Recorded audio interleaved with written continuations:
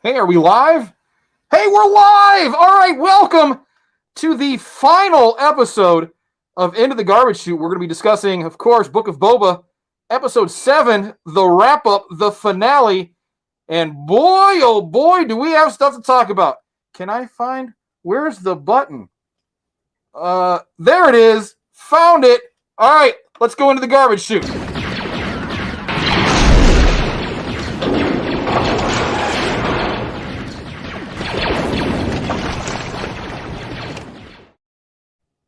Hey, there we are. We are back. I was able to push the button correctly. All right, outstanding. Hey, we're going to get everything kicked off here. We've got our motley mob of miscreants and misfits joining us this evening. So right there, it's Cad Bane himself. Brett! You kind of look like my grandma. Yeah. You're like an albino Bane. Yes, and the headphones make it very hard to hear you when they're like... Oh, yeah. Yeah, you don't want to do that. All right. Yep. And what's this? We've got another Mando with us, Jamie, a.k.a. the Mando Girl. How's it going, Nervode? Pretty good. How are you? I'm doing great. You got a little Grogu action going on, too? Yes, I do. Your kit looks so badass. I love it. So does yours. It's all messed up. Look at the paint's all chipped and everything. I got to get it repainted. It's weathering. There you go. Let's see. who's. Oh, hey, it's Boba drinking Boba, Utah. Hello. I'm celebrating the finale of my season with Boba.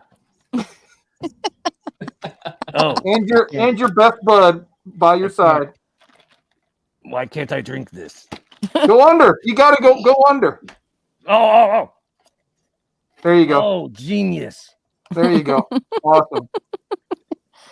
All right. Also coming in from the Outer Rim territory of, I don't know. Where are you from, Quailman? I'm from the planet Bob. Actual Quailman origins, just for the record. Also, there's my bucket. It's right here on my shirt. Nice. That works. We got a lot of bucket heads in here today. Hey! Hey, it's Dundino! I'm working on my bucket right here, so maybe before the end. Don't show us your bucket. Don't. Man, everybody's drinking tonight. Everybody's drinking some Jawa juice tonight.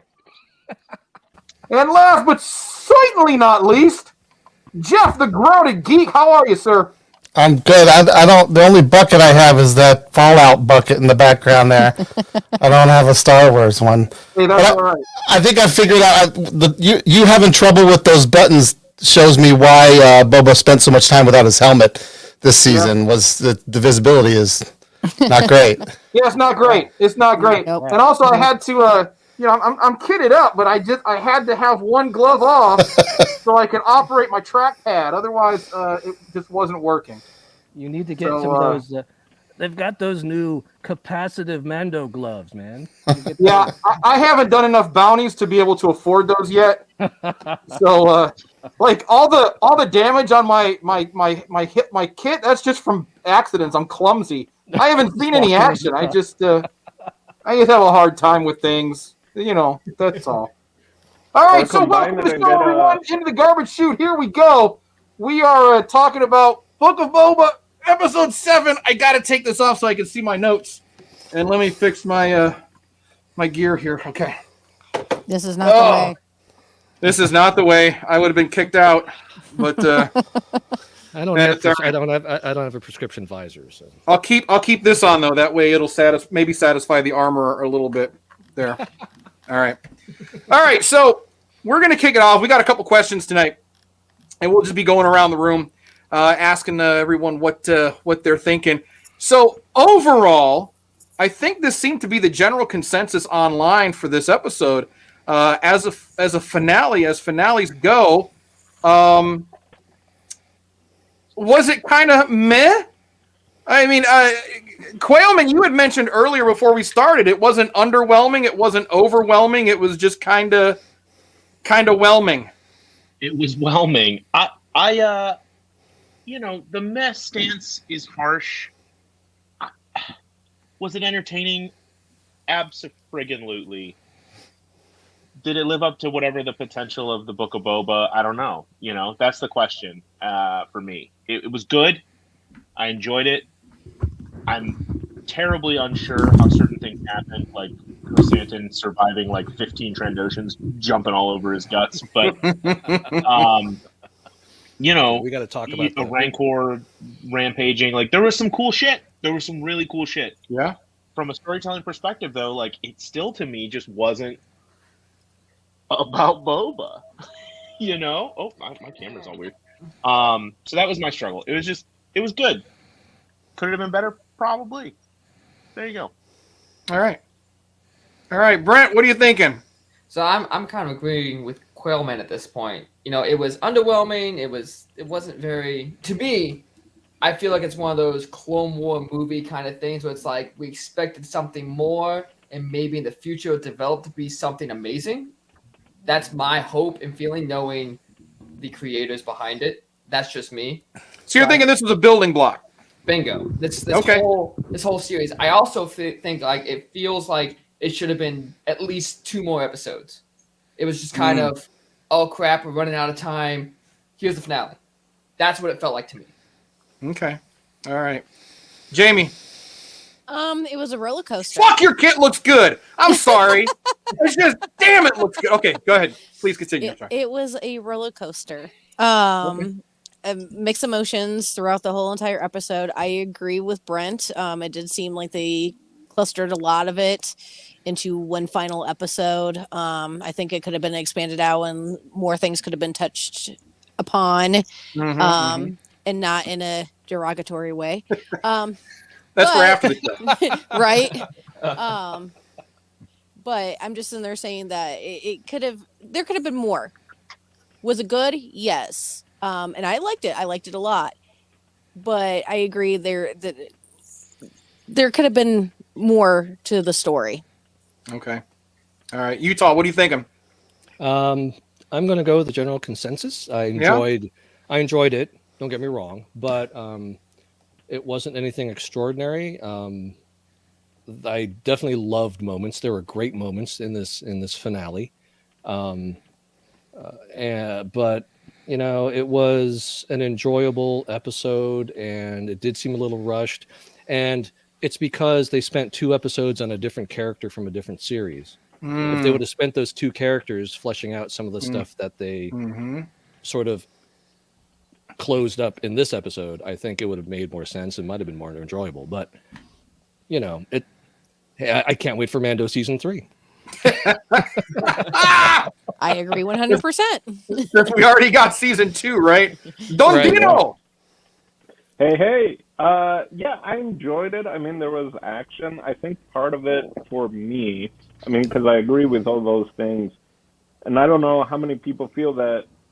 Again, we even talked about it before about just the formula that Disney has kind of figured out, and these streaming shows and stuff like that, Marvel and Star Wars now is just like, it's going to be a ramp up, and like the last episode or last 2 episodes are going to come down to like a shootout. There are going to be explosions, and that's just kind of where we're at now, right? I mean, so I don't know if, I mean, the action was fun and all that, but I don't know if we're just at that point where it's like, okay, can we see something kind of new or different? Which, even though it's in the Star Wars world, so a lot of it is new that we haven't seen in live action before. But yeah, you know, Book of Boba Fett, more like Cliff Notes of Boba Fett or Spark Notes of Boba Fett. Is that still a thing? I don't have kids, so I don't know if they, I feel like back in the day, they've got the internet now. They don't need Cliff. I know, right? Well, when I had the internet, we couldn't find anything. I was going to say, you're showing your age there, buddy. I know. Back in my day. Anyway, so the first time I remember the internet and people getting on, it was to the Encyclopedia Britannica website. Like, that was like, ooh, that was a big deal. We didn't have internet, we had outernet. I know. Yep. I was like, what's so exciting about an encyclopedia? But this one's far away. I was like, all right. Anyway, so that's kind of my thoughts. There's things that I enjoyed immensely about it. And then just, you know, similar with everyone else, it's kind of like, as a season, as a Boba Fett show, this season was just over. It was like 3 different shows, you know. Yeah. But anyway, we'll probably get into more than that. Oh yeah, we've got lots to talk about. Yeah. There's definitely more. Jeff, what are you thinking, buddy? I mean, I don't have a whole lot more to say over Oh, your top mic of. is super hot. Sorry, hold on. You got a hot mic. I don't know. It's not on my end. It must be StreamYard. Hold on. Hot mic. Blame it on StreamYard. Well, it is. I mean, I'm looking at the meters right here, and it's not hot. So That's weird. Okay. hold on. Then just step back a bit. All right, how about now? Jonathan. Yeah, we can roll with it. Is that better? Sure. All right. Yeah, so I don't have a whole lot different than anybody has said already. I think that the 2 penultimate episodes sucked all the air out of this one, because they were good episodes, but they weren't the right show, and it just kind of like left this just kind of like felt like it was just tacked on at the end, and it didn't feel like a part of the whole anymore. It was almost like, I don't know. It felt like it wasn't part of the rest of the season because it like didn't earn it. Do you know what I mean? Was it entertaining? Yes, absolutely. There was a lot of entertaining stuff that happened. There's a lot of like, really like, what? Seriously? Like, come on. Episodes too. But it's Star Wars, so, you know, I usually throw those out. But overall, I think Quailman said it best. I was very whelmed as well. Well, that's just sad that we had to all go through that. I was thinking, you know, what if we would have not had the Mandalorian episodes?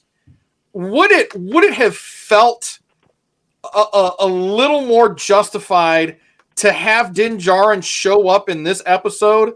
I like, to me, if he would have shown up, you know, like Boba and Fennec, and they're buddies. Who did we lose? Jeff. We lost Jeff.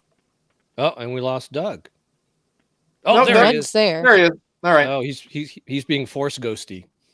Yeah. No. Something happened. Something happened with Jeff. But so I feel like, for me anyway, if Din would have shown up in this episode for the first time to help save the day, that would have been like a throw your hands in the air moment, like, oh my God, he's here, the Mandalorian's here. You know, but because we got those 2 episodes of the Mandalorian and Luke Skywalker and Baby Yoda, Grogu, all that, yeah, it was just meh. Well, to talk to that, like, I think that first, The Mandalorian is back, or whatever that, you know, Return of the Mandalorian, whatever that episode was called. I think that was fine, other than, you know, not actually having Boba Fett in that episode.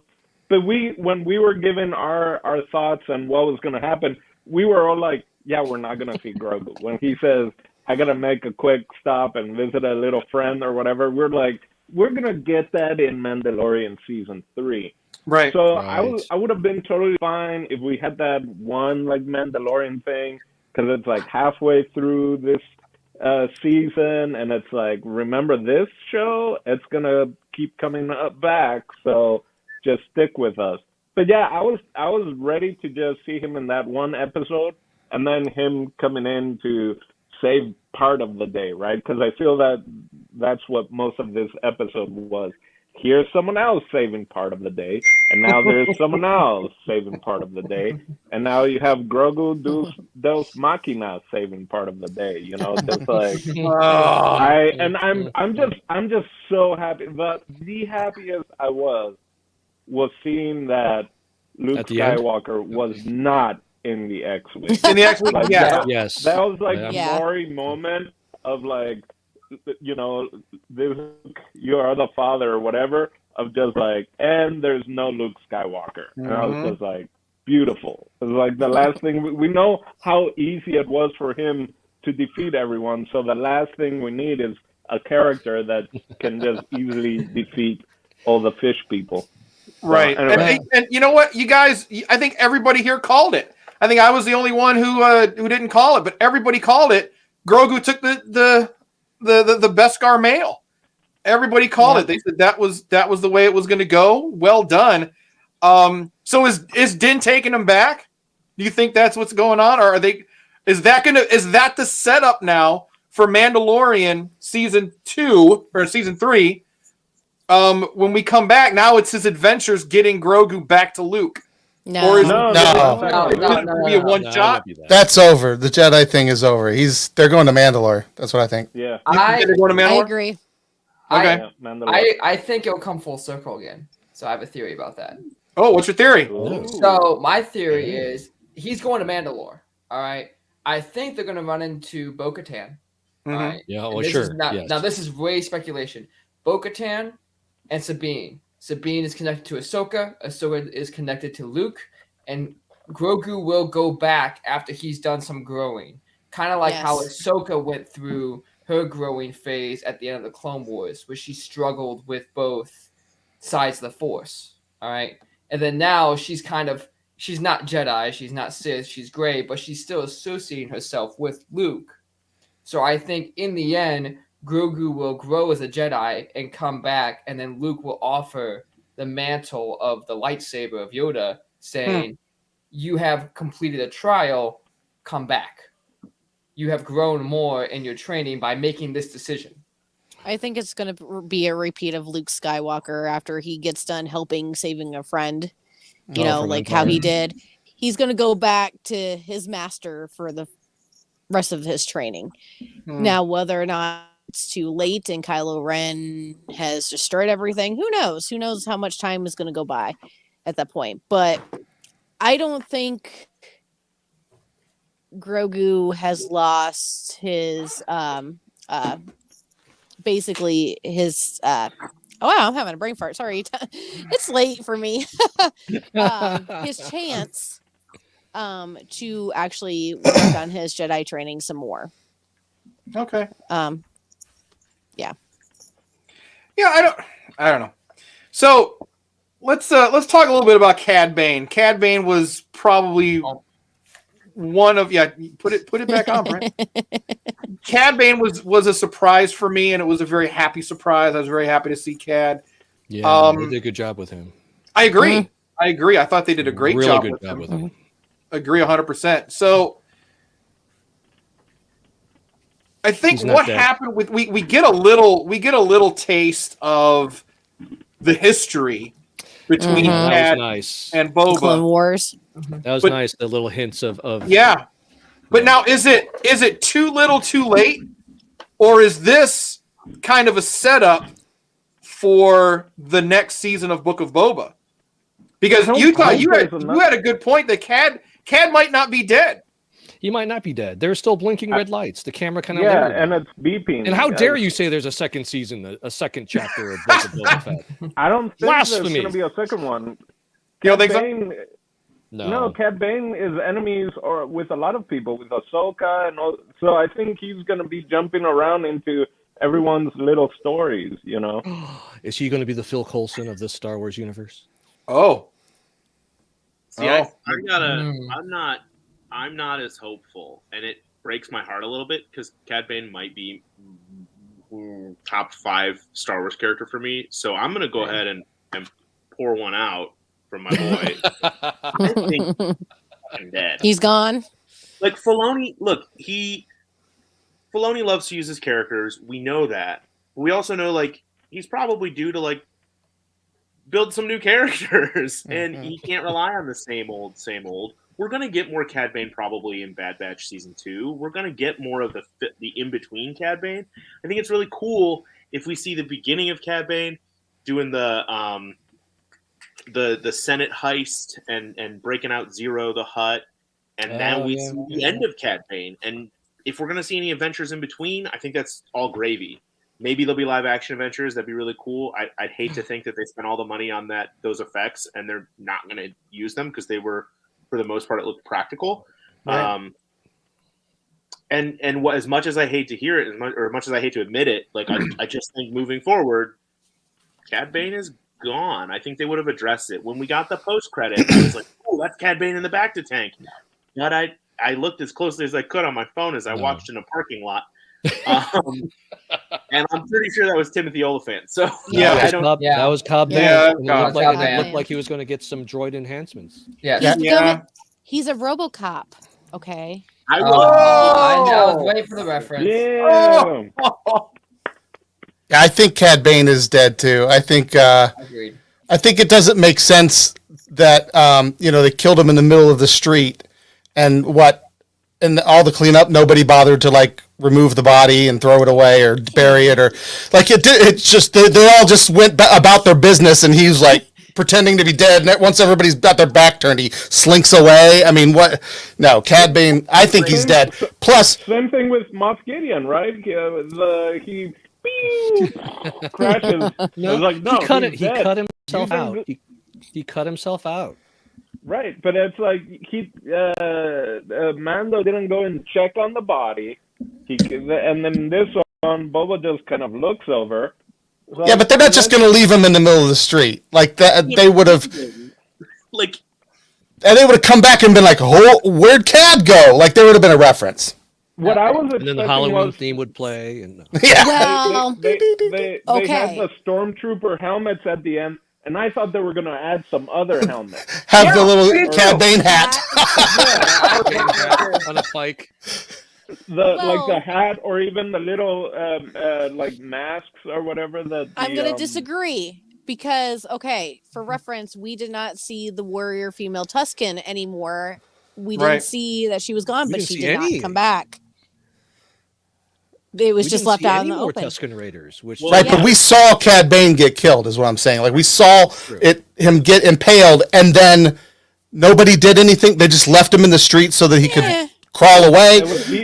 I felt if he's alive, it's terrible storytelling, because they should have given us a hint as to why he was able to like slink off of that road, and at the end, Boba now we're going to take Tatooine, and we got to be good for the people, and we got to keep an eye out for that Cad Bane guy since he escaped. Like, there's no way they wouldn't have noticed that he's gone. Star Wars is full of bad storytelling. Right. Two words. That's part of the charm of Star Wars, is the bad storytelling. 2 words for you, Jeff. Darth Maul. Darth Maul fell in a hole. That's how you come back in Star Wars. You have to fall from a great height. You can't get stabbed in the chest and come back from the dead. You can fall from a great height and come back all the time, all day long. Every person who's been resurrected in Star Wars fell from a great height. That's all that happened to them. Now, Darth Maul was sliced in half, but they fixed that. Yeah. Somehow. They fixed that. But we didn't see his body. It was like he was gone. But in the original, what was it? The picture encyclopedia. It said that hole went to the center of Naboo, but it turned out to be a garbage chute, if I remember right. Well, the center of Naboo is just chute. Well, we know that Lucas had no idea what anything was connected to when he wrote it. They just go down the hole. That's it. My favorite story from all of the prequels was Liam Neeson asking George Lucas because George Lucas walks in and says, while they're building Qui-Gon walks in during the building of the speeder, or for the race, pod racer, and he says, "Here, try this power source." And Liam Neeson goes to George Lucas and says, "Where did I get this?" Yeah. Because one, they came off of a ship that didn't have its own stuff. Like they're trying to get stuff for their ship. Like and he's like, I don't understand where I got this. And George is basically like, yeah, you know what? In a few months, thousands of people are going to be debating where you got that. Just give it to him. That's George Lucas. Do it. I love it. I love that. There's he doesn't care. He doesn't care. Of kind of like how bad the prequels were received or whatever, and he was like, and if he signed up and knowing the script or whatever, and he was like, I got to be a Jedi. Of course you sign up. Yeah. You get the chance to do certain roles. Yeah, let me sign up. Let me do it. I mean, in defense of Cad Bane, though, I think he's dead. I'm just toying with Jeff saying Darth Maul, but I think he's dead because when he looked at Boba and said, "This is my final lesson to you as master and apprentice," because he taught him. It says in Wikipedia, he taught him everything about bounty hunting. All right. Clearly not to make sure your target is dead. Yeah. Well, how much more do you make sure they're dead than impaling them in the chest while standing over them? But wait. We don't know the anatomy of a Duros. Right. His heart could be in his stomach. Maybe that's fair. I suppose. Maybe all of that is fair, but it leaves out the fact that he's in the middle of the dang street. Like, people gotta see him get up and walk away. And it's going to be talked about. It's gonna be that's a subject of conversation. You know what? You know where they talked about it? During the Full House happy ending of the episode, where everybody comes together and they're all laughing and enjoying themselves and enjoying a fun little family moment. That's where they're talking about it. They're like, "Hey, did anybody grab Cad Bane's body?" Or they turn to the that little they beeping, turn that to the little camera light. and smile, and Yeah, like everybody freezes.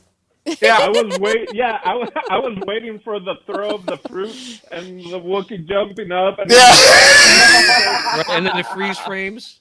Yeah. That was amazing. That's the first thing that came to mind when I saw them just gathering in the middle of the street. Like, oh, can I get one of those fruits too? It was just a Full House moment. Yeah. It was the Scooby-Doo ending, and I was just like, that is the corniest shit. Get the fuck out of here. But at least Cad Bane, that was a beacon. That was like a homing beacon on his chest. That's the vibe that I got from it. He's got his little droid that can potentially come to help get him out of there. That was some sort of a distress call because it wasn't beeping like that earlier in the episode. Yeah, it was only after he went down. That light was solid, but it very well could be some sort of a distress signal. Well, we better see how he gets out of that street without anybody seeing him. We better see that. Could be an extra battery. There you go. It's a heart monitor, and you know what happens when your heart stops. Yeah. Right. Yeah. Well, and then we didn't see that happen. I think we could see Cad Bane in season 3 of Mandalorian. I feel like we've been set up to see some flashbacks of, say, Grogu's choice. Like, Grogu shows up, we have no idea how that choice happened, right? I'm kind of curious to see what happened in that little standoff between Luke and Grogu, where he's like, we don't need to I don't care. I don't care what happened. Maybe some training. And other. I think we saw his choice. I mean, we know what he chose. Earlier, Cassidy made a comment. Thank you for jumping in here with us, Cassidy. So she wants to see Cad Bane and Ahsoka face off. I would love to see that. Yeah, that would be great. What do you guys think about that? Why not a flashback in Ahsoka? A flashback, right? Okay. The thing about it is, here's the thing, and this is a thing that I've noticed more with Star Wars fandom than maybe any other, maybe Marvel. We suffer from the too much information too frequently. Sometimes it's just cool to be like, oh fuck, Boba came back. I didn't need to see him fight through the Sarlacc. You know what I mean? The how doesn't matter. We're talking about space travelers with light swords. Sometimes you just have to have fun with it. But in Jeff's defense, Cobb Vanth is still alive. And you don't think he's not going to be a little pissed that he got shot? I watched 10 seasons of Cobb Vanth in the style of Justified. I'm here for it. Give it to me, Disney. That's all I want. Me too. All right. I want the style of Deadwood, thougthough. I would prefer the Deadwood to Yeah, Deadwood was badass. Yeah. So there's a lot of iambic pentameter, though. Maybe a little too much. So Quailman, going off what you said, are we getting? You said we're getting too much. So are we starting to lose some of that mystery and some of that mystique that we've had with Star Wars for decades? I'm gonna double back here. No, just with Boba Fett. Just with because Boba Fett. all Star Wars content, in my mind, honest to God, at this point, I love it. All Star Wars content is good Star Wars content, as far as I'm concerned. I just need. We talked about this last week. I think I need something new. Right. The Skywalker saga whether you liked how it ended or not, like it's fucking done. Can we just Right. move the fuck on? Yeah. Like Right. there are billions, trillions of people in the world of Star Wars. It's a massive existence, and like we're concerned with like 5 of them. Like Right. Yeah. and Beating a dead bantha. Go to like the source that we're talking about right now, the Book of Boba Fett. I'm a millennial. I'm 34, right? Like I didn't watch Star Wars in the theaters. I didn't get the Boba Fett toy. I wasn't born when the Boba Fett toy came out. I appreciated Boba Fett for looking like a badass when I was introduced to the series, but I didn't need a Boba Fett series. Like I just didn't care enough. Honestly, if you want my first impressions, they said we're doing the Book of Boba Fett. I said, yeah, okay, I'll watch it. I'll get on the internet with a bunch of friends and talk about it. And I'll talk about it in the context of the greater Star Wars story because I fell into the Clone Wars and I fell into Rebels and it made me appreciate other stories more, including Boba Fett. But you know, we're getting like the thing about the Book of Boba Fett is that, especially after watching the finale, I don't know that it was necessary. Like, why couldn't he have just died in the Sarlacc pit? That would have been fine. We were fine admitting that he died in the Well, I think, but you know what? And that's a very interesting point. That's a very interesting point because, you know, when we look at Star Wars is of course very generational.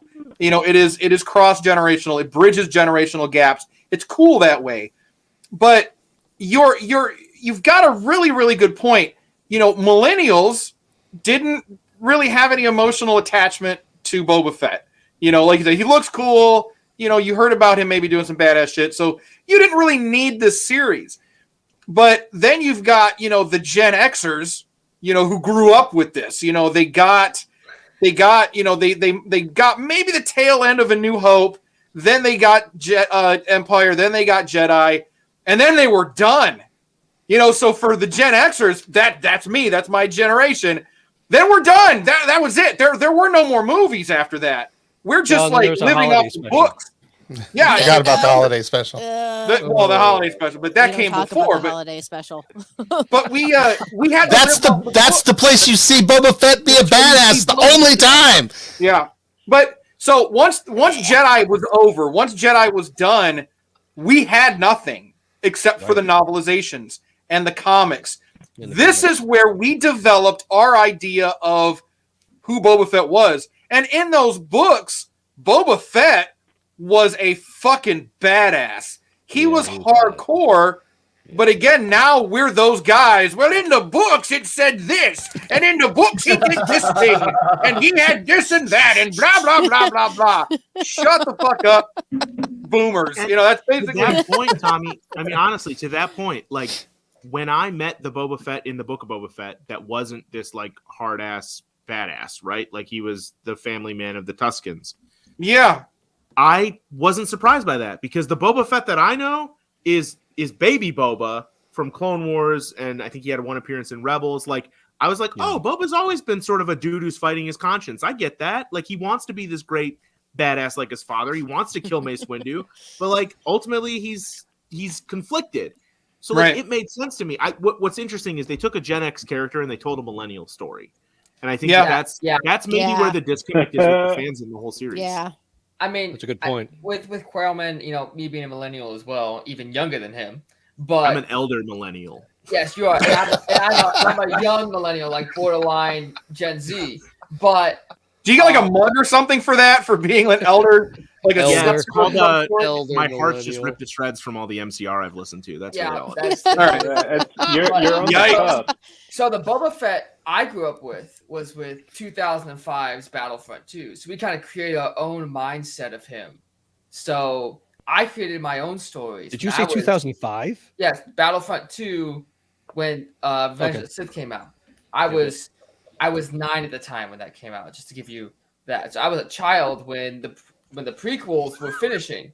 So at that point, we kind of created our own stories in mind. So my version of Boba Fett was this badass. And then when the Clone Wars came out, it just kind of dumped everything. Like, he's actually like some kind of kid who's kind of... They're quite furry. Very furry. I was waiting for that. I was waiting for that.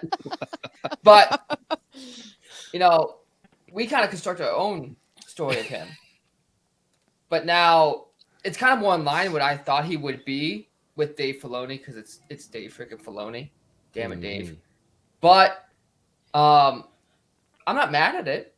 Maybe Gen X can, but I'm not. Yeah. I'm really not. I am Agreed. only mad at that I did not see Boba train with that Rancor and see more Machete telling him what to do. Yeah. That could be, there's going to be a Boba Fett episode in Mando season 3, and we'll probably see that as flashbacks in that episode. Well, yeah, there'll be 2 episodes dedicated entirely to Boba Fett, and it'll be the training montage. And those Let 2 him alleged episodes right are now. going to be the best episodes in the season 3 of Mandalorian, and then we're going to 100%. debate about that. I'm with you there, Jamie. That's part of what I'm saying about some of the things that happened in this episode weren't earned. That was one of them, right? Because we spent too much time talking, looking at The Mandalorian, and not enough time seeing that Boba Fett was actually doing these things behind the scenes, I guess. And during that episode, like how much time has passed is very, very unclear in this show. There's a lot of maybe to a full-grown Rancor. there's a lot of inconsistency in the time. Whatever, but yeah, I'm with you. Like that never happened. Why didn't we see that happen? And I don't know. Maybe I'm the only one. I don't think I am. What I'm about to say. When that Rancor was losing its mind at the end, where was Machete? Yeah. I was like, he's gonna come in and calm him down. Yeah. They gave it to Grogu. I'm like, no. We need to see him comforting No. But Danny Trejo got Why a wasn't it minor Boba? cameo. But Or Boba, yeah. Grogu was so cute when he But did the Trejo didn't get his thing. Like he didn't get his time in Star Wars. No, he didn't. And I Utah, agree. you're the reason. It's your fault that we will never get away from the Force. It's your fault. It's people like you that we will never get away from the Skywalker saga or people using magic powers and laser swords to do things. It's you and your people. I was sitting on the couch watching the episode with my daughters, and they were like, oh, that's cool, that's cool. And as soon as I saw Grogu, they lost their shit. I have no idea what you're talking It was the Book of about. How Grogu. dare They didn't you. give a fuck about anything else. Oh, look at! Oh, he's walking! Oh my God, he's walking! Oh, He force jumped into Mando's arms. It's so cute. yeah, he's forced right. See, and you know what? He gave the ball back. You're acting a little facetious, but you know that was your reaction. You know you did. You're like, oh my God, he jumped into Mando's arms. It's so cute. All I can think about is when he came up right next to the Rancor. I'm like, oh look, there's a new toy. Right? So, They're gonna come out with a plushy Rancor with a little plushy Grogu to go with it. And I will buy There's it going to be a myself. Velcro strip so you can stick little Grogu onto the little Rancor. and they'll And- sell billions of them. Yep. And- I will 100% buy a Build-A-Bear Rancor. I'm Yes. on it. But Jeff, Oh, this is yeah. why we will never move past the Skywalker saga.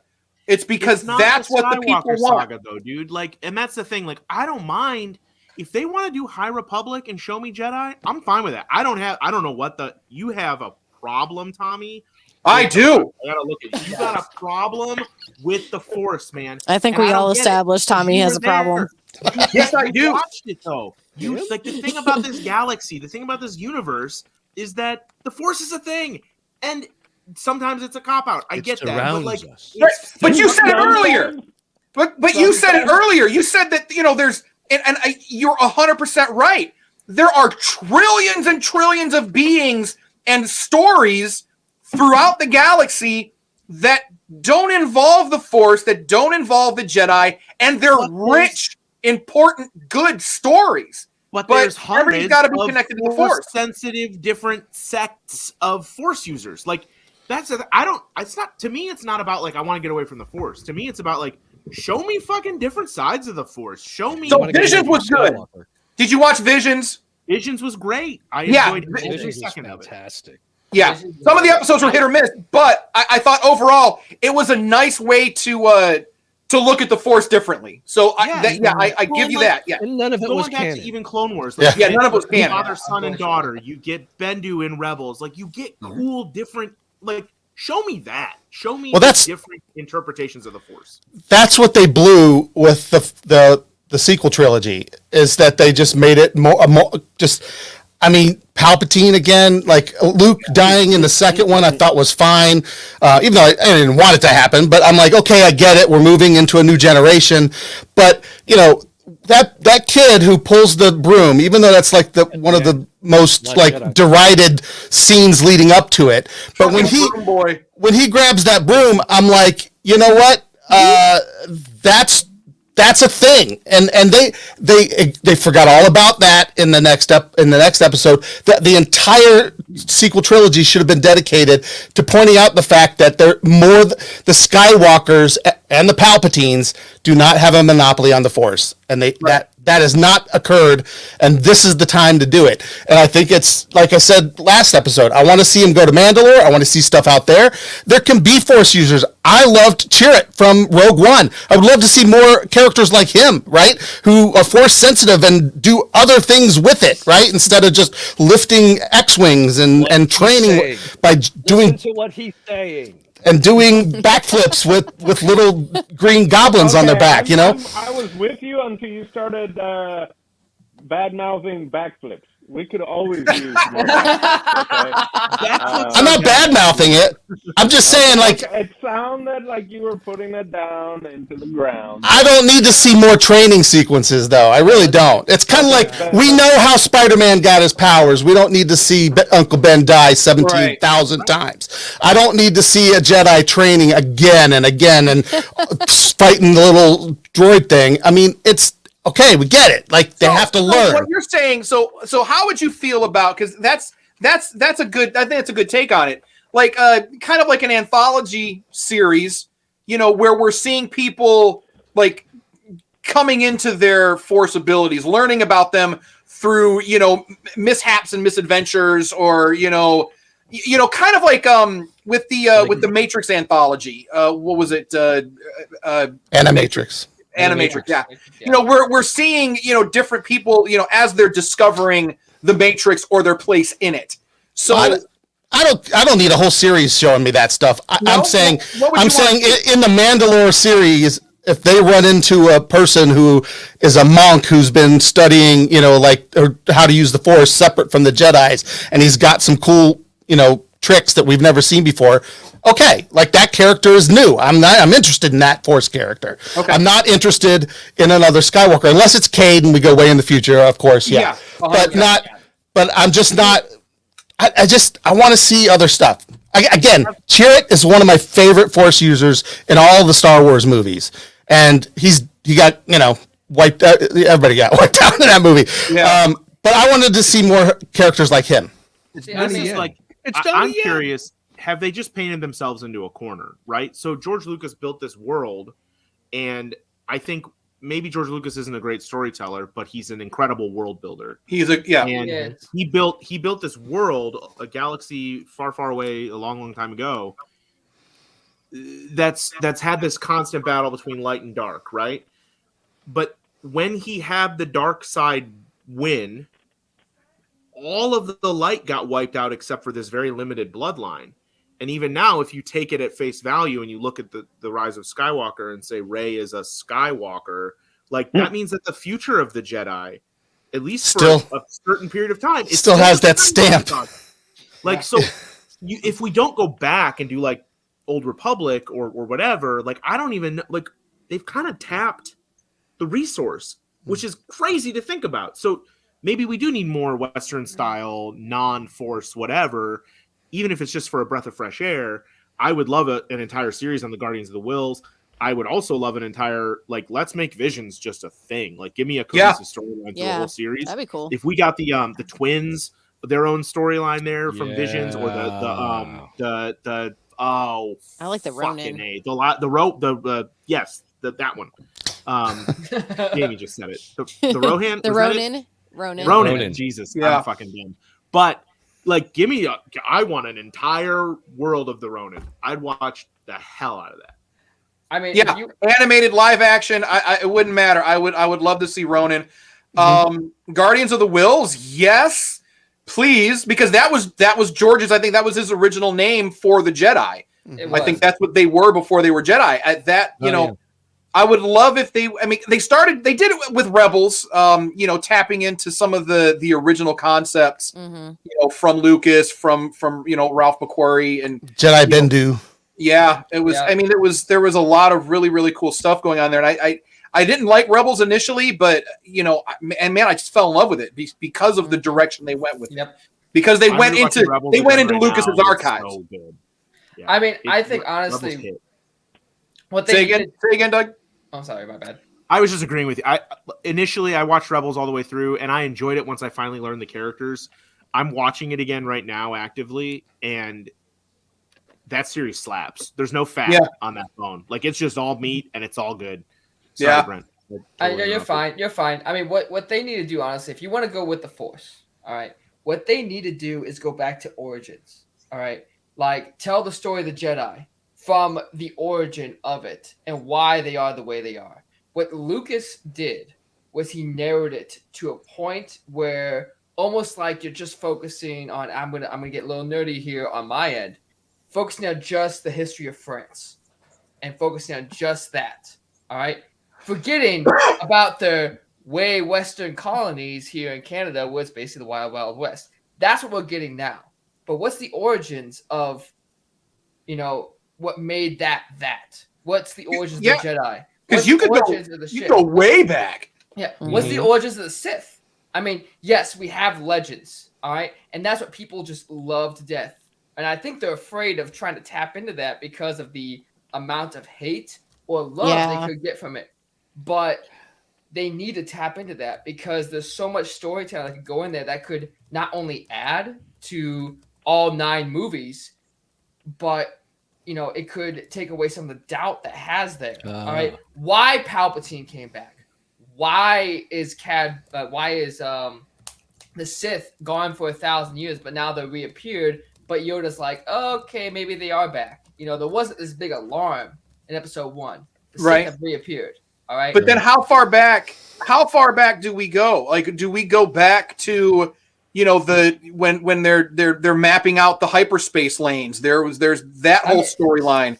I mean, the hyperspace wars has to be addressed at some point. But you've got that. Legends.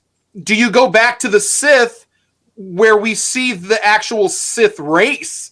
Not the Sith as a religion, but the actual species. You go back and see the actual Mandalorian species. These were actual. Yes. You have to do that in order to get the cultures right. I mean, yes, Mandalorian now is more of a way of life, but that's like saying I live in the Native American way of life, but I am German descent. Kind of like what's the movie?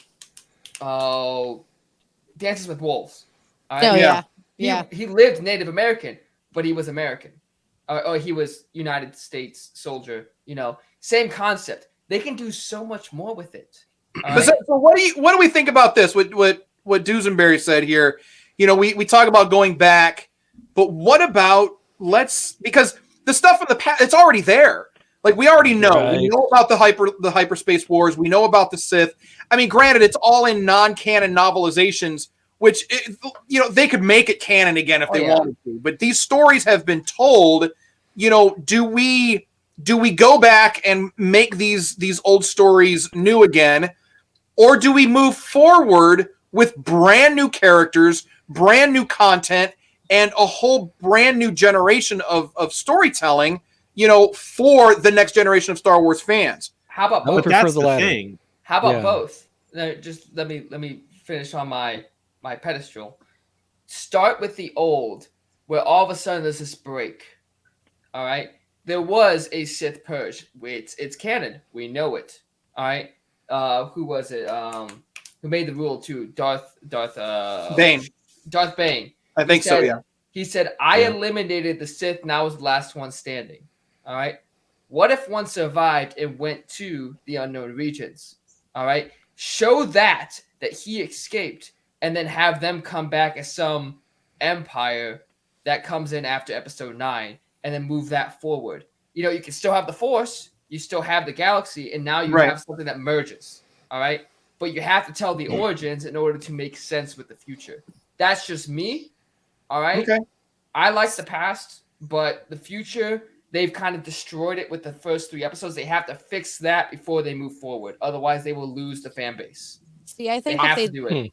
I think if they do something like how they did with Rebels, where it's a whole new group of people, they're still connected in some way to the original stories and characters, in some way, shape, or form, but it's a whole new group, whole new story, and it ties in. I think it would work. I think they should do that more often, but you don't see it, unfortunately. Right. And they need to expand that a little bit more. And maybe, you know, with the Ahsoka series or something like that, they will. Obviously, we got Endor, we got all these other series that are coming out. Obi-Wan's coming out. Jackie just mentioned that. Obi-Wan coming out May 25th. And they have 25th plenty of A New Hope. They have Oh, that plenty makes sense of now. ways to do that. I mean, plenty of ways. Whether or not they will is going to be the question. And I agree, Jamie. I genuinely think like we've kind of seen everything over the course of this 60, 70 years, whatever that window is. Like Obi-Wan's going to be cool. I'm going to watch the hell out of it. I love Ewan McGregor. And Oh, yeah. old Ewan is McGregor is hot. somehow sexier than like Moulin Rouge Ewan McGregor. I don't get Yes. it, but I'm in it. Like I'm going to call him daddy and we're going to move on. But to Juicer's point, like we I do like your need lightsaber, to, Daddy. And the actor of Wedge Antilles' his uncle, even better. Yeah, we do need Yeah. to move forward. I found that out 3 weeks ago, and I brought it up on the show, and everyone was like, "You're a fucking idiot." I would be subscribed to that OnlyFans for sure. Just saying. Absolutely. Oh, God. But to Doozer's point, I do think we need to Obi-fan. move the story forward. Obi-fan. I love the idea of combining. That's a T-shirt. It's fucking Disney. They've got $1 bajillion. Do 8 series, and some of them are in the past and some of them in the future. But you have to take the future and move it generations beyond where we left the Rise of Skywalker. Because I think it's going to take that long for Rey to build up the Jedi, for there to be a new Sith. If you're going to go good versus evil, Jedi, light versus dark, if you're going to do that thing and continue moving it forward, we have to detach ourselves from the Skywalkers. And even if that's spitballing here, like a Finn descendant, and we don't need flashbacks and descriptions of the great exploits of Finn. We just need someone to be like, oh yeah, my great-great-grandfather was a stormtrooper who defected and helped a rebellion. Like, okay, now you're a fucking Jedi. Cool, let's move on.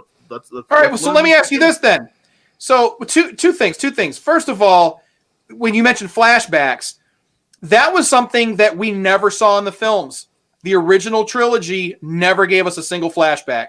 It was all done in the storytelling. You know, Obi-Wan alluded to his relationship with Anakin. You know, we got these little glimpses through the dialogue. There were no flashbacks. I've always thought a flashback can sometimes be a little bit cheap. I would rather just either hear someone tell me about what happened, because there's a little bit of mystery there for me. So but there that were no also comes flashbacks. from the fact that Lucas had no fucking intentions of doing anything beyond A New Hope. Or no beyond money. New Harvest. Or no Yeah, well, I mean, he had Blue a Harvest. lot written. He had a lot written already, but he didn't know if A New Hope was going to do He anything. didn't know if, right. He didn't know if he was going to have my money point for is a like, second yeah, one, right? I mean, like he didn't have the money. He didn't know this was going to be a huge No. success. Like, so he threw these little things in there, and like I saw a TikTok the other day, and it was like, hey, if you were alive and watched the first Star Wars movie, what did you think Obi-Wan was talking about? That's cool too. Like, I am forever grateful that we got the prequels and we got the Clone Wars and we got Rebels and Rogue One and we filled in all those gaps. That's really cool. But now there's no mystery. There's none of that. You know what I mean? And So this is what I was going to ask you. Right now, and I hate that these words are going to come out of my mouth, but Oh no. is there too much Star Wars right now? Do we need a break? Maybe Yes, I not a 30-year break like we had between Jedi and the prequels, but do we need about 5 to 10 years off? Disney won't do it because Star Wars is a cash cow. But there's is there too much Star Wars? I don't think there's too much Star Wars. There's too much Skywalker. I think we need Yes. to stay where we are. Move. I agree with Duesenberry about moving the story forward, but I say move it from here. All right, because there's 30 years between now and the debacle that we witnessed in the theaters the last, and I like, there's things I like, there's things I don't. That's a whole nother debate. But it wasn't what I was hoping for in the slightest, and I think it could have been better. So what's happening in those 30 years? There's a lot of stories we can tell. And because it's a galaxy far, far away, and it's also a long, long time ago, we didn't really have to start 30 years later. I know we did because Mark Hamill and Harrison Ford are old, but we don't have to start there, right? Like, we can literally pick up where we are right now, go to Mandalore, flesh out that world and that piece of the world. Maybe we, flesh out other areas, maybe Boba Fett expands into other territory. I don't know. I'm not saying I want that. Just, who knows? I'm just saying this is a great period. To me, it was the golden age of Star Wars, right? The original trilogy. And this is close enough to that let's stick around here for a little while, right? Let's take that clone. Yeah, I would like to see. Let's bring him in 30 years back into his ancestor or something. Though. It's just because it's pretty. Like, I just want to see more pretty Oscar. Watch Moon Knight. Watch Moon Knight, Jackie. There you go. Can I? So just to answer also, is there too much Star Wars? I think movies, yes, there was too much. And in part of that, because it was too much Skywalker, was too much kind of just repetitive. With the shows, I like it because you can allow people a little more freedom. And Disney, everyone's want to make sure the money. So these shows allow them to take a little more risks than if it were a movie. Agreed. So I'm totally fine with just like, yeah, let's do more shows. We can get more stories. But my question that I don't know if you guys noticed, but if it weren't for the Mandalorian in Book of Boba, we would have only been in Tatooine the whole freaking season. Every off Tatooine is with Mandalorian and like Grogu and Luke, which to me, that was the more exciting, not only Mandalorian, right? That can be just bias on character, but like, oh, what's this world? Oh, what's this spaceship? Oh, what's this? That's kind of like the feeling like you're a little kid again, because I'm not as well versed as you guys are in Star Wars and stuff like that. But to me, I'd rather be discovering completely new things than even things I've read about or seen and stuff like that. And I feel that's how you bring in the new generations, right there. Yeah, right. So what you're saying give them something new. So what you're saying is use the Mandalorian as a world builder to reel in generations even younger than me. I think that's a So great he's idea. our tour guide. Mandalorian is Phil Coulson. It is. But so then my thing was there a part in pre-production or even, because they do this way ahead and they're like, there's definitely going to be another Mandalorian season or Mandalorian season 3. And they're like, oh, we're bringing Boba in this thing. Yeah, let's do a season. And was it due to COVID and other things? Or do you think it was like they did him in the tank and having the flashback? But then like 3 episodes in, we're not doing that anymore. We're done seeing more of his stories. Do you think someone told them like, hey, this is getting kind of sandy and lame and we're still in Tatooine? No, it was definitely we don't like sand. We don't like It's that. everywhere. Mandalorian. Do you guys think that happened? Because it seemed like when the show started, it was going to be completely different of just like a little flashback, a little present, a little flashback, a little present, a little. And it almost felt like that was going to be the whole season until maybe the last 2 episodes. But they gave up on that like after the 3rd episode. Do you guys think there was like upper management or whatever kind of being like? No, it was definitely a literary device. All right, it was showing him healing not only from his wounds externally, but wounding from his wounds emotionally, internally, not only from his father, but from his experience post Sarlacc. It's actually genius almost what they did. But I think Dino makes a good point. That should have been the whole show. the method the whole time. Like that, we should have followed that through the entire series and learned Boba Fett's change, not Mando's, not Grogu. Like that's what I've been saying. Dino's right. Like, why did we jump out of the flashbacks? Well, because we caught up to the present. Well, you should have written more past then, because that's what you needed to keep this. What am I trying to say? Formula. Like that was the formula for those 3 episodes, and then all of a sudden.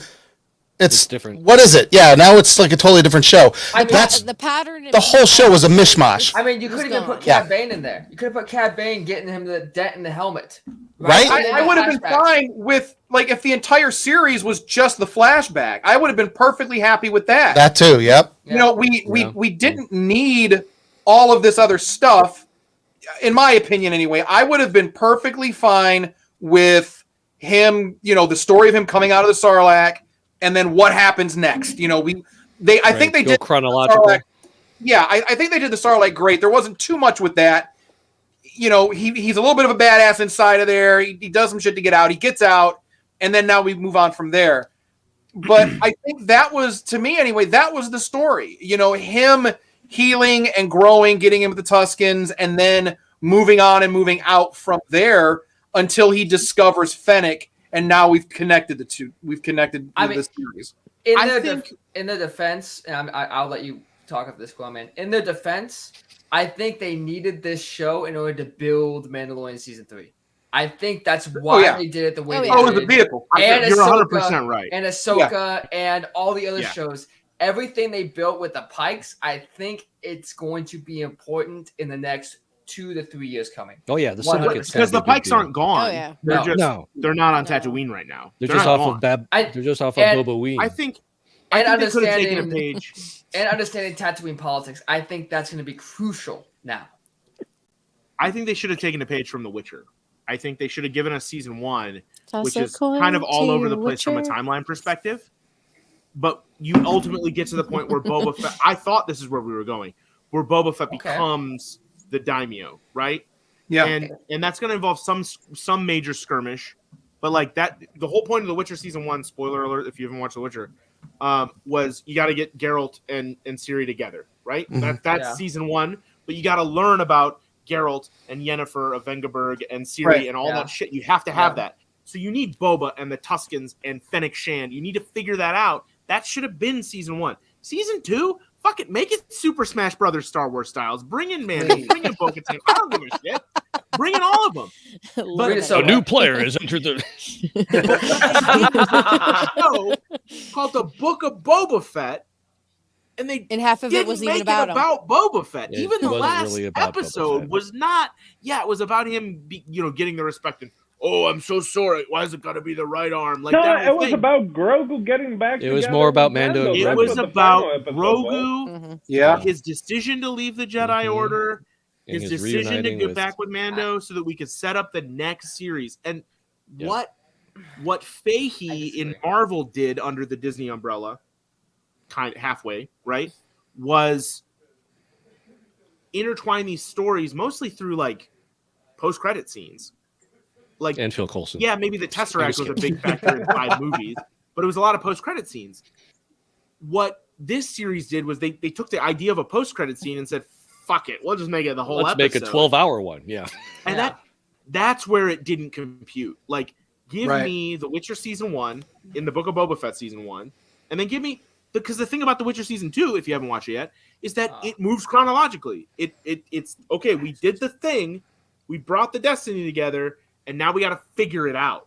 Let's bring Boba to overthrowing Bib Fortuna, and now let's see how that plays out. They kind of rushed it. It felt rushed. They tried to. 100%. I thought it was total irony. Even Cad Bane was like, "Why are you doing this?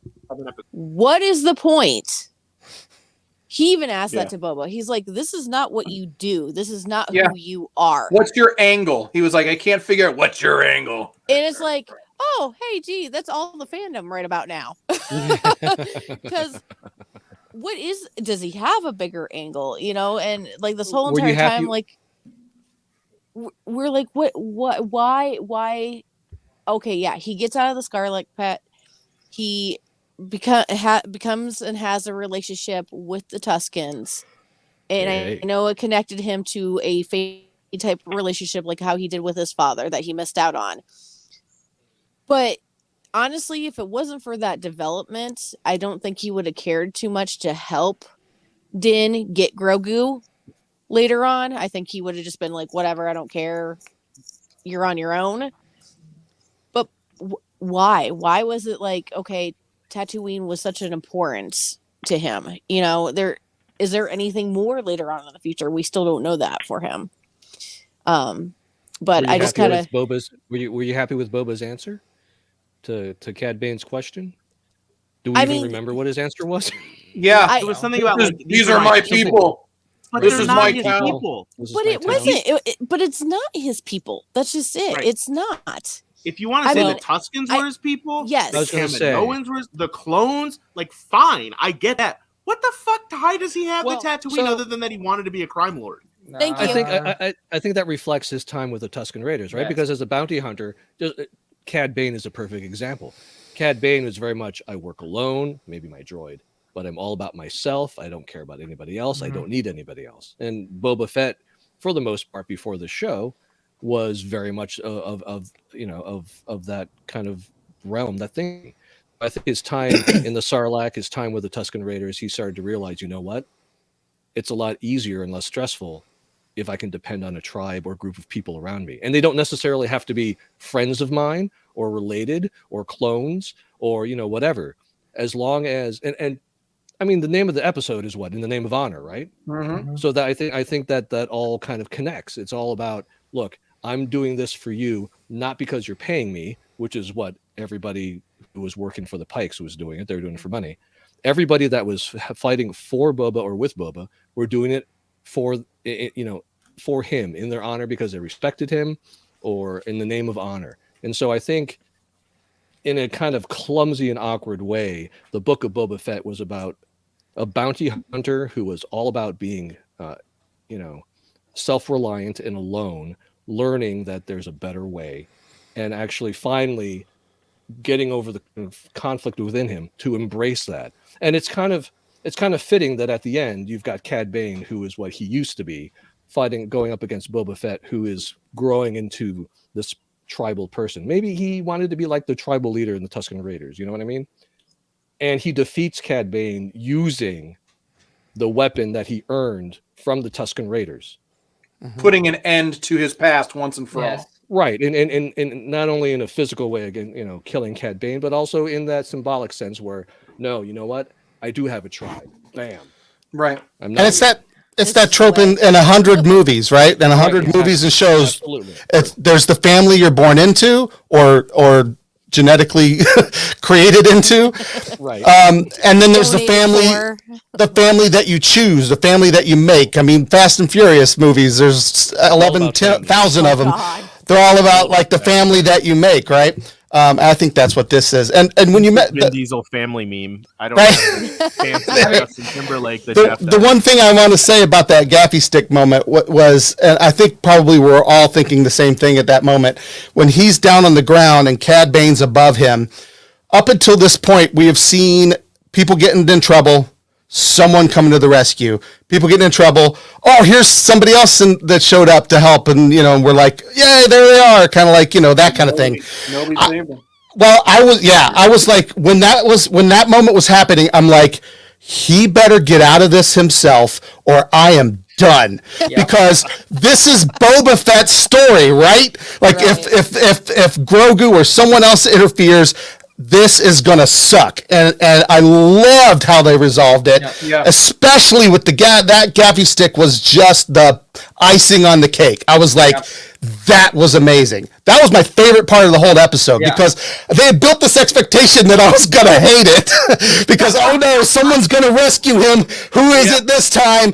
And he did it himself, and that was beautiful. So I'm just wanted to throw that out there. I thought maybe at that point in time, it would have been the Tusken Raider female. If anybody, that's who we were saying. That's who we were saying. Yeah, we were like, oh, it's gonna be her. But I was still gonna be mad, even if it was her, because this is supposed to be his thing, right? Right. He's supposed. And he finally was like, I did this. You know what I mean? I defeated the final boss. I mean, to me, it was almost like a Last Samurai moment. And hear me out on this, where he's sitting there looking at the old way, all right, and symbolically helping it move on from himself. He was a bounty hunter, even more ruthless than Cad Bane in Legends, arguably, all right? Yeah. And he looked at him, and Cad Bane said, I'm going to give you one final lesson. And he basically said, I'm going to shove it in your gut because you don't matter anymore. Take this lesson and shove it where the suns don't. Exactly. And even more symbolically with The Last Samurai, he's the daimyo, which is coming from Japanese lore. Like daimyo literally means warlord. All right. So he's literally saying, I'm the boss now. I'm creating what I think should be a family. All right. I'm going to be paying them. You got Chrysanthemum. You got all these other bounty hunters now working for him, to include Din Djarin. All right. Who see now through their own character development the light that has become Boba Fett. It's almost beautiful the way he kills Cad Bane. And I love Cad Bane. All right, I really do. But that was one of my favorite parts of this whole series was the death, and I will say this, that's the death of Cad Bane. I think you mean the way that he wounded Cad Bane. I think that's what you meant to say. No. The way he wounded, he mortally, not even mortally. Cad Bane. The way he took out Cad Bane from that fight. Cad Bane is the ultimate bounty hunter. It's only a flesh wound. Cad Bane is the ultimate bounty hunter in the Clone Wars. Cad Bane has had worse. Am I the only one that's on a fence about whether he's alive or dead? No, I think Tommy's with you on that one. Dead. Oh no, I'm not on the fence. He's alive. It's gonna be because dead. Utah. I think you just made a Monty Python reference, but it's gonna be like Sir Lancelot's guy, Patsy. Is that his name? Oh, Patsy, right? Patsy. So you will not have been died in vain. Oh, I think I'm getting better, sir. No. You would not have been mortally wounded. No, I think I can get up and join you. I shall avenge your death. I think the only way they can do that and have any sense of like that they're competent writers at all is that when we see that he's alive, he's imprisoned somehow. Yeah. Do you know what I mean? By them, and we see him escape. I would buy that because then it wasn't just everyone turned their back on the dead guy and he disappeared. That I can't deal with. You know what we're gonna see there? If it turns out he is alive in a jail cell, like that would be a way to reveal to me, oh, he didn't die. They captured him. Okay, I'll do it. We're gonna see him I can tell you, and then get a flashback to the jail cell. No, there's. I'm telling you, this is what you're gonna see.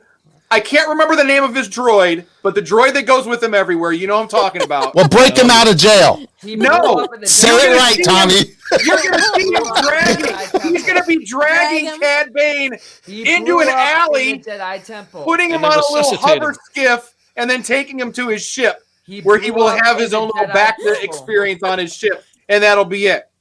That'll be it. I think I have that little motherfucker too somewhere. Yeah. So I think he's got it. I was almost thinking it was a oh my gosh, like and he's not wearing. He isn't wearing pants. Oh my gosh. No, he's wearing pants. They're just informal pants. Tommy, that droid is dead since the Jedi Temple. By the way, he blew up in the communications cell.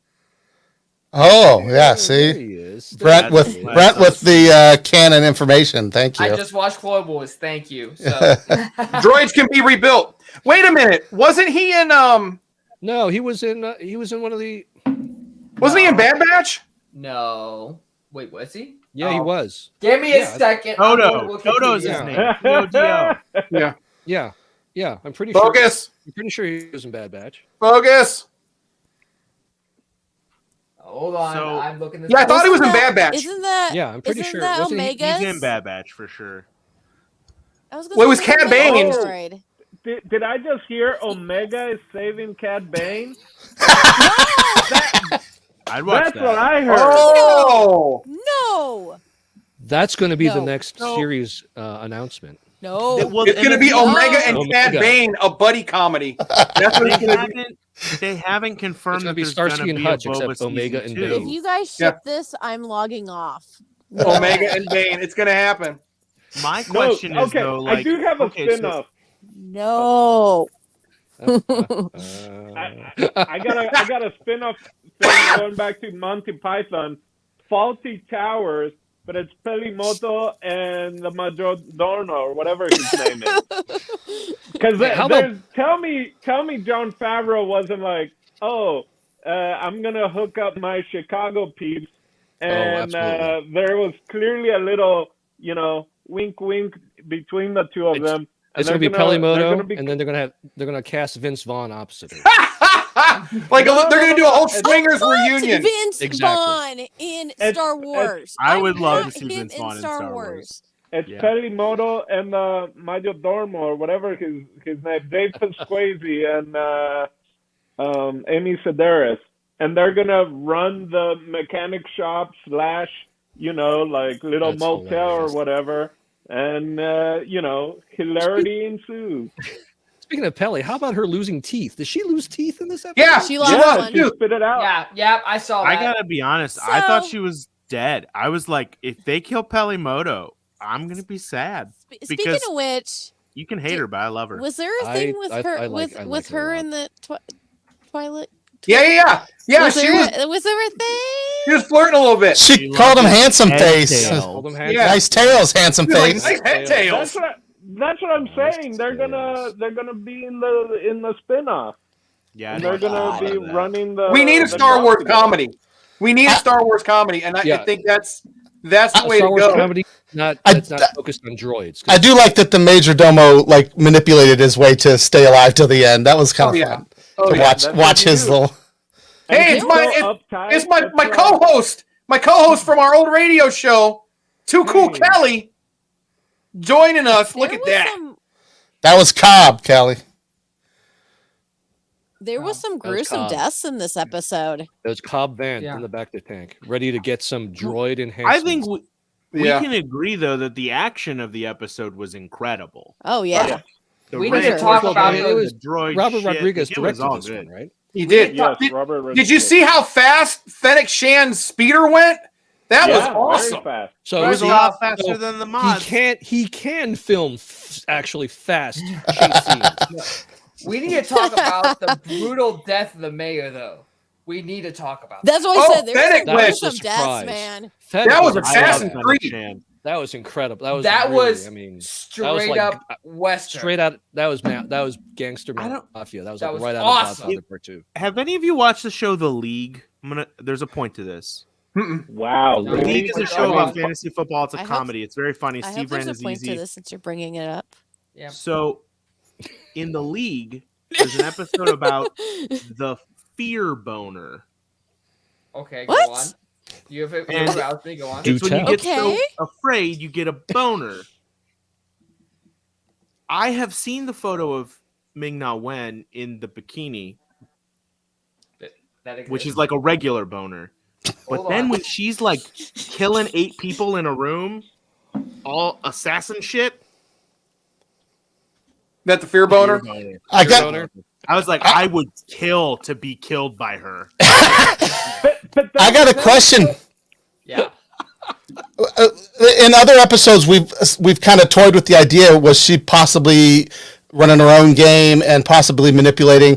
Did anyone, for even a second, when she zoomed off to be the one to talk to the Pikes, think that she was gonna maybe turn tables at that point? Hawk, I knew there was No, There was actually a No, thought in because the back of my I- mind. I mean, just because we've been discussing it, I was like, oh, wait a minute now. Like, what is if she shows up, with them at the end? I don't know. It was kind of weird. But then it was awesome when we saw what she was really doing. Well, Jeff, you didn't want Boba Fett to be saved at the end, right?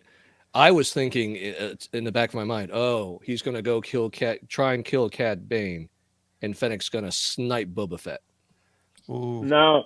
I rewatched the one of the Mandalorian season 2 episodes when she's talking about what happened, and rewatching that one episode, I was like, oh yeah, she's not gonna go against Boba Fett. The way that kind of they have that such a strict code of like honor that it's like he saved her, so That's now right. she so after rewatching the episode in Mandalorian season 2, I was like, oh no way. But she wanted the spike to keep going. She wanted the spice because she's still about money. That's what I'm talking about. So there were two moments in this episode that made that come back to my head. One, nobody can touch us here. Everybody touched them. You know what I mean? She's like, we're safe. Look, I did all this stuff, and we are absolutely. Oh wait, who's out there? That was. Like that to me was like suspicious. That was very sus, as my kids would say. Yeah. But that, and then when he's like, nope, the spice has to go. That's like, that's got to be, that's done. She disagreed. I know. That was the other thing. I'm like, okay, well, I kind of get where you're coming from, but that's a mistake, and obviously you're not the one to do this. Betray. But she didn't. I'm great. I'm not saying I wanted that. That's just where that like, oh, what's happening? But did she wipe all those fools out for Boba, or did she wipe them out for herself to get herself set up? That's I hope it's for Boba. I hope it's not that, but I hope so too. But I mean, that could have been longer or a little bit more meat, because again, it was a different kind of scenario, and I feel like it was just too quick. For me. Well, everything in the show was not enough for a full fear boner. It was like, not a. It was like half chubby or something, fear chubby. But I would have liked there to have been a little bit more action in that, or it just showed how helpless the heads of the family were. Right, that it was so easy. So Kelly brings up, Boba saved her, but at this point, she helped him out. Are they square? Right. At this point, I mean, she's returned the favor tenfold by now. I mean, sure. Yeah. So are they squared up? Is it time for Fennec to do Fennec now? You know, but that came up the next series already. That came up already, where it's like, where do you want me to drop off? And she's just like, nah, I'm gonna be with you now. So I mean, yeah, he did. Her helping him get his ship. He put it as that they were squared at that point in time. He decided to her. Yeah. So but why is she there? So now is she there because of a life debt, or is she there? Is she following the money? The same idea of like money. Well, that, but it's like I'd rather work for myself or my beliefs than just taking because that's all these bounty hunters that are teaming up. They're like, I'd rather die on my terms than go and do someone else dirty bidding and die. Because all of them, are kind of under that same umbrella of like, we've all been doing work for other people, and it's always very sketchy, and we might not even agree with what we're doing. But she hasn't liked the terms 100% either. But she's also the shot caller when it comes to security. She has power that she has never had before. Right. And those briefings, those are always her. She's always the one giving the briefings. And she's literally in military terms, she's the sergeant major. She's the consigliere in exactly. mafia terms. Exactly. That's what her role is. And to me, that's the best place to be. You're not in charge. You have no power. Your power is projected based on what the leader says. And as long as he says you have power, you have power. I live for wartime consigliere Fennec Shand. I want that series. Mm-hmm. And I just want her briefings. I love her briefings. Yeah. If she I love her briefs. Knew somebody was going to say that. What Tommy? Why was she wearing that bikini? What show was that at? Like what con? It's like I didn't know about the bikini, and then who mentioned the bikini? You mentioned the bikini. And I had to Google it. And for the record, yeah, I am strictly Dickley, but if I was lesbian, I would 100% agree with you, Quailman. Okay.